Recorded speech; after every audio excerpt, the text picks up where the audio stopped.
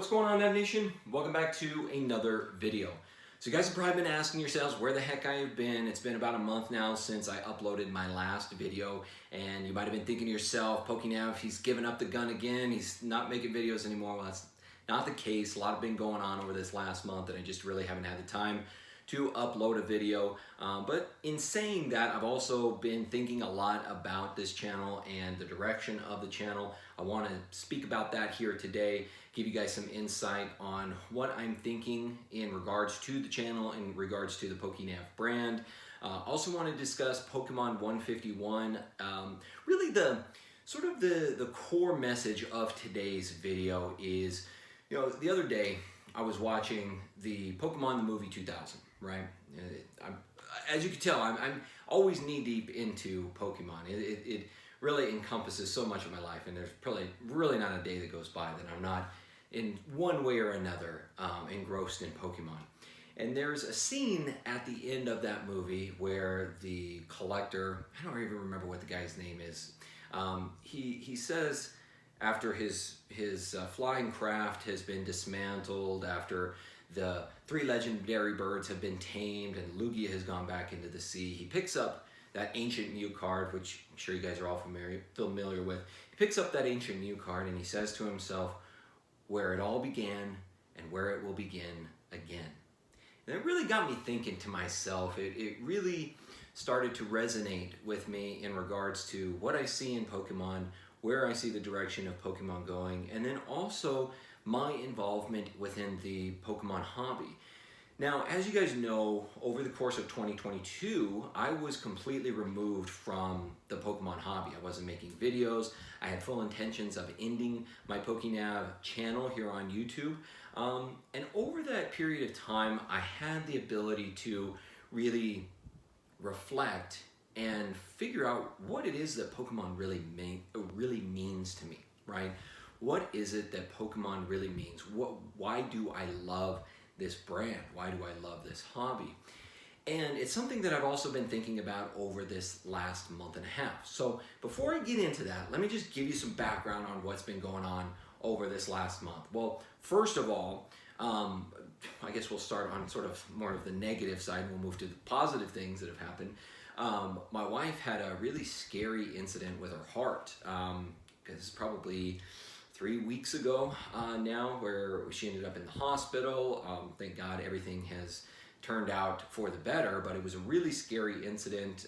We ended up in the hospital for a couple days, and so she's been going through some different testing just to see what it is that might have caused this particular incident. But she's doing well, but it was a scary thing, and for a few weeks I just wanted to make sure that I was there for her, make sure that, I was there to take care of anything that she needed so that she can kind of alleviate some of the burdens of the house and everything like that. So that was one thing. But again, she's doing well, and we're very happy with her progress and where she's at. The other thing is that I actually have a couple other businesses you guys probably don't even know about. One right here, my wife and I have a couple e-bike rental businesses. One down here in the Phoenix Metro, and then one up in northern Arizona. Well, this time of year in northern Arizona, it's really nice weather, and our business has just been blowing up. And so I've been quite busy with that and just getting everything working with that business. It was our first time kind of taking this up to the northern part of the state, so figuring out logistics. We still live down here in the Phoenix Metro, and it's about a 3-hour travel time up to this area. So figuring out the logistics of that and being able to keep up with the demand has been challenging, and so that's been something that has been taking up a lot of my time over this last month as well, along with, just my regular responsibilities of having my full-time job, all of that good stuff. And then, just on top of that, just all of the other things, that go into being a dad and, a husband and all those other things. So that's kind of what has kept me from making videos over this last month. But in doing so, in not making videos and not necessarily just being fully engrossed into the YouTube realm, it does allow me, and again, this is circling back to my conversation about 2022, it always gives me that reprieve to really reflect and understand where it is that I fit within this sort of realm of Pokemon and YouTube and everything like that. And also to understand what it is that I really enjoy with Pokemon. What it is that beyond just trying to get views and trying to get clicks and trying to bestow maybe some of the knowledge that I've gained over the years in the realm of investing or collecting or business, what is it that I truly enjoy? And when I really stopped to think about it, whether it was over 2022 or over this last month, when I stopped to think about it, really for me, it's whatever brings me that feeling of nostalgia, that feeling of innocence that I had when I was a kid, and what facets of Pokemon bring me back to that same feeling, right? Now, when I look at it, and I look at my YouTube channel, and I look at the whole YouTube sphere, and especially within this niche of investing in Pokemon and things of that nature, I really started to think to myself, what are you really offering to the wider audience? What are you bringing to them, and what are you in return getting for yourself in the form of satisfaction from your work, and what are people getting out of what you're providing to them? And when I started to reflect on that, I started to realize, for me personally, even though I was what I consider one of the forefathers here on YouTube that were discussing Pokemon investing and Pokemon as a viable investment option. You can go back to early 2020. There wasn't a whole lot out there outside of myself, maybe Pokenomics, maybe Danny Phantom a little bit. Obviously, SM Pratt speaking about more so in the form of collecting, but a little bit of the market and investing. There really wasn't a whole lot out there. Now, that has changed a lot. There is an innumerable amount of Pokemon investing channels here on YouTube, really all just spouting the same thing, really regurgitating the same type of information. And so when I look at my channel and what I was providing, do I think that what I have to say is valuable? I do, because it's coming from a place of experience, and it's coming from a place of trying to help the community, trying to better the community in this fashion. And so I'm proud of that, and I'm proud of what I've been able to offer on this channel within that domain. But with that being said, it's not what truly brings me joy. And I don't think that it's truly what the community as a whole really wants to see. And when I look at YouTube, I look at YouTube as really a business, much in the same manner that I've spoken about the e-bike businesses. I've got a real estate business. I'm looking to start another business as well. The way that I always look at it is, where is that niche that you can fill, that you provide value to your customers, to your viewers, whomever, that isn't currently being provided, while at the same time doing something that is of value to yourself, something that you're proud of, something that truly brings you joy. And so what I'm trying to get at here is that although I have enjoyed providing this community with everything, investing, collecting, business related, really what brings me joy in Pokemon is really that feeling of nostalgia, is really trying to convey and trying to put forth content that brings you that same feeling, right? And yes, you might be able to get that when you see a pack opening channel. Yes, you might be able to get that if you're looking at the market and you're trying to dissect it with a hobby that you love and trying to build a business around it, or trying to make money, or trying to invest, or collecting, what have you. Yes, you can still get a similar feeling.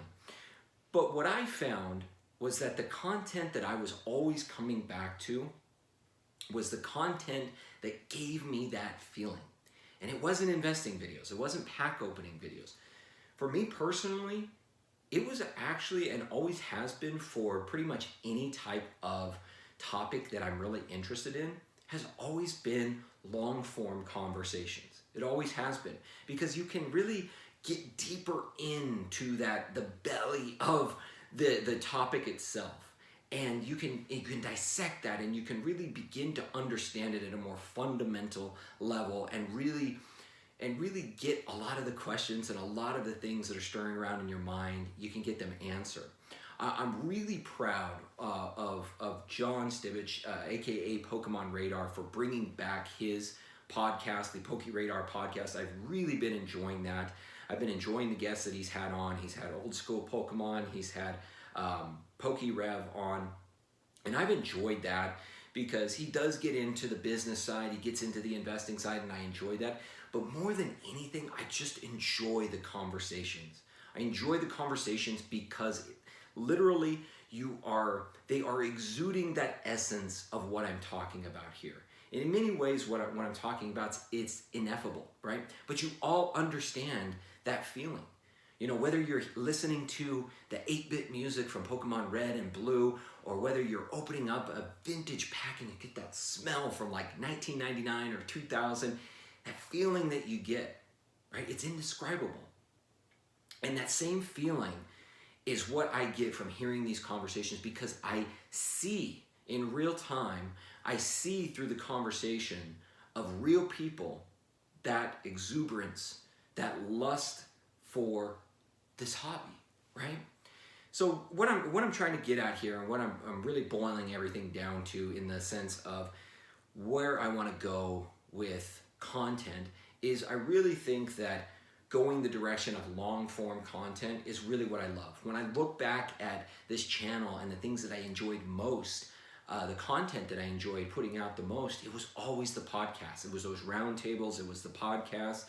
And I know that maybe a lot of you out there aren't into long form content.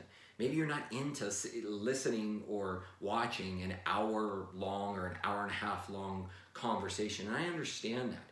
But with today's, technology of being able to break that down into clips and shorts and things like that, where people can get digestible, really quick and easy access to these conversations and these little sound bites, there's really a multitude of opportunities out there. And in that same tone, I also don't want to go the route that a lot of other Pokemon related podcasts go, where it's like, okay, we're just going to, maybe it's one person or a group of the same people, and maybe they just focus on, the TCG, or they focus on Pokemon Go, or they focus on the anime, or if it's, just TCG related, they're interviewing the same people over and over. It's always like YouTubers, right? They're always just interviewing YouTubers. For me, what I really want to get into is interviewing and talking to people that you don't see that often. Maybe illustrators of some of the cards that you've known and you've loved. Maybe talking to people from the Pokemon company itself on why it is that they're going certain directions with products, why they're going certain directions with themes for products or overall sets. Those type of people. Interviewing, collectors, interviewing, investors, still having those conversations, but really getting into the essence of and getting into the stories behind a lot of these products. So there'd still be that sort of fascination and that urge to understand the market and understand the investing side, which has always been a part of me. But really, it's digging deeper and talking to, maybe voice actors and just different varieties of people within the Pokemon hobby to really serve a larger audience, right, within the Pokemon sphere, and really trying to convey in the best way possible and try to elicit that same kind of response, that same kind of feeling that you get from doing these certain things within the Pokemon hobby, right? And that's not just for old guys like myself. That could be people who grew up with Black and White or X and Y or what have you, of really for them trying to bring forth that same feeling, right? Because we all have nostalgia tied to particular times, and it's going to be for different products, different games, different things like that. So that's in a nutshell what has been stirring in my head, and really what I would like to proceed with in creating content. And I think that as far as the PokéNav brand itself, PokéNav is probably going to be more of the business side, right? More of the business side of what I consider like, you know, the overall model. And then the podcasts, you know, the shorts, things like that, it's more of the content itself. So the podcast can kind of, you know, sort of integrate into the business can then integrate into the podcast, and they can kind of work in a similar fashion, because I really enjoy, you know, both of those. But as far as content is concerned, that's really where I would like to put forth more of my efforts, is within that podcast realm, long form content, bringing on guests that you don't ever hear from. I mean, how cool would that be if we could make it to where I could talk to, you know, Ken Sugimori, or I could talk to, you know, someone who had developed the original soundtrack for Red and Blue, right? Now there would be obviously a language barrier there, which would have to be overcome. But, you know, as with anything that I've ever done in my life, you know, things that seem difficult and in many ways insurmountable, I always see that as a challenge. I always see that as something that is, for me, like destined to overcome and create and provide to the world and to the larger, you know, larger community, in this case, the larger Pokemon community. So that's kind of what I'm thinking for, you know, the content, the direction of PokéNav. I may still start putting out more content on PokéNav itself, maybe related to market, business, and, you know, things like that. But really, the content itself will probably be more focused over here. PokéNav itself, probably more of the business back end, the stuff that you don't normally see, kind of arena. So that's kind of the direction that I'm considering for all of this. I'll definitely be interested to hear all of your opinions down in the comments below. I'm interested to see what you think. But like I said, it's really, for me, it's starting to understand what it is that I enjoy most. And if I'm going to produce content, I want to produce content that I'm really passionate about and that I love. And I know I've gotten a lot of you excited since I, you know, sort of restarted the PokéNav brand. And that doesn't mean that it's going away, but just a lot of things shifting. And I think that's important for anyone out there, is that you really have to stay true to yourself, and you have to understand when it's time to pivot and shift, and understand what it is that brings you joy. Because in the end, you know, yes, there's a lot of people that appreciate my content from PokéNav, but in the end, it comes back to me, right? And what I love. And you'll see that across a lot of content creators. And that's where that quote of where it all began and where it will begin again, that's where it really resonated with me. The Pokemon Company itself is sort of right now bringing everybody back to the beginning, where it all started, where it all began. I see that with a lot of content creators, where they've sort of deviated, and now they've come back around to, you know, where they started, to their original impetus for creating content and putting that out into the world. And I feel like now is just it's a great time. You know, the release of Pokemon 151, bringing a lot of us, the old timers, like I said, back to that original starting point. And I think that it's a good time for reflection. It's a good time to understand what it is that you truly enjoy about Pokemon, where your future with this hobby is headed. And I encourage not just you watching, I encourage all of the content creators, business owners, any of you out there, understand what it is that got you into this hobby, understand what it is that keeps you in this hobby, and understand where you're going, right? And if you want a long future here, you have to set a good foundation and continue to return to those roots of why you love it and why, you know, you keep coming back. You know, for those of you out there that are going to be purchasing 151, this will also be a good time or a good testing ground for resellers out there. I've already started to see a lot of the prices become really inflated on this, where, let's say, for the first 3 sets of Scarlet and Violet, they were charging well under MSRP, and now they're charging well over MSRP. These are the times that truly show the colors of businesses out there and resellers. It shows you the true colors. If they're willing to, you know, sell at those prices in 3 previous sets, and now they're charging well over because this is really the first hype set from Scarlet and Violet. You know, I I would encourage you resellers to, again, stick to your roots. Understand that you're in this for the long term, that you're creating a customer base that is going to be in this for the long term. I can tell you, again, from the business perspective, this PokéNav, I'm going to do my best to get my hands on as much product as I can, and I'm going to be selling it under MSRP again, just as I've done with previous sets. Because I don't think that, even though this is a really hype set, there's absolutely no reason to be charging over MSRP and or even at MSRP, to be honest with you. Again, you know, maybe it's different for me because I don't rely on this PokéNav business as a sole source of income. It's just an adjunct, and really something that I have fun with, and something to help people within the hobby, something that I've always tried to do.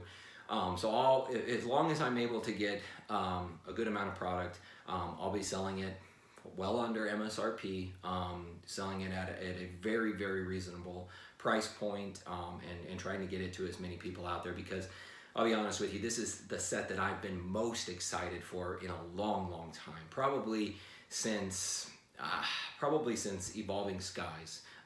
This has been a very, very novel set, and one that I'm really looking to open, and I'm hoping to help a lot of other people out there be able to open and do so in an efficient and economical way. So I think I'm going to wrap it up with that for here today. I think I've covered everything that I wanted to discuss. I know some people have been asking where I've been, so at least gives you some context on what I've been up to over this last month, why I haven't been putting out content. Give you some insight on my mindset towards the direction of PokéNav as a brand, as well as the content that I would really like to be producing and putting out there in the future. Again, that sort of long form podcast type of content, I want to make that really, really high quality, like getting on the absolute best guests that I can. Video is not just going to be me talking to my phone. I want it to make it really high quality, really good video, and make that content that I'm putting out there the absolute best that it can possibly be. You know, in all fashions, in sound quality, in video quality, in quality of guests and conversation, and the depth of conversation, because I want to elicit again that response, that feeling that I know you all know what I'm talking about, right? Again, in a lot of ways, it's ineffable, but you know what I'm talking about. And that's really what I'm looking to try to uncover and try to provide to you as my viewing audience. And then beyond that, guys, from the business side, the PokéNav side, I'm going to be doing my best again for 151, trying to provide as many of you with products as I can. I will keep you all updated, so make sure that you're following me over on Instagram. If you haven't done so, subscribe here on YouTube, because I'll at least be posting updates here on YouTube as well. And then if you have any questions, you can also send me an email as well. My email is also down in the video description. But just really looking forward to the future here.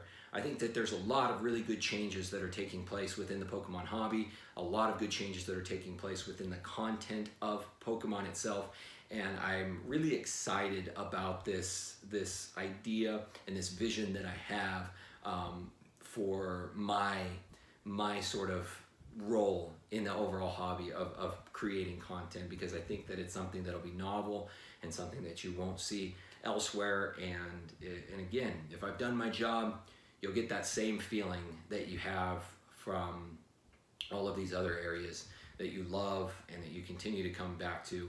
And hopefully you'll come back to my content with the same type of reverence that you have for all these other areas as well. So I think that's going to do it for today, guys. Other than that, I will see you all next time. My name is PokéNav. I'm here to help you navigate the world of Pokemon one video at a time. I will see you all in the next video.